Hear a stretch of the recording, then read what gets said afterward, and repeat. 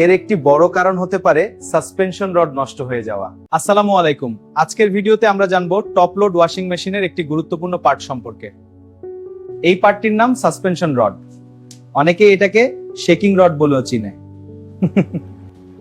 অনেক সময় দেখা যায় স্পিন করার সময় ওয়াশিং মেশিন খুব বেশি শেক করে। এর একটি বড় কারণ হতে পারে সাসপেনশন রড নষ্ট হয়ে যাওয়া। চলুন এখন জানি সাসপেনশন রড আসলে কি। সাসপেনশন রড হলো ওয়াশিং মেশিনের ভিতরে থাকা একটি স্প্রিং এবং রড দিয়ে তৈরি সাপোর্ট সিস্টেম। সাধারণত একটি টপ লোড ওয়াশিং মেশিনে 4টি সাসপেনশন রড থাকে। এই রডগুলো মেশিনের উপরের ফ্রেম থেকে নিচের ওয়াশটাব বা ড্রামকে ধরে রাখে। সহজভাবে বললে ওয়াশিং মেশিনের ড্রামটা এই রডগুলোর উপর ঝুলে থাকে।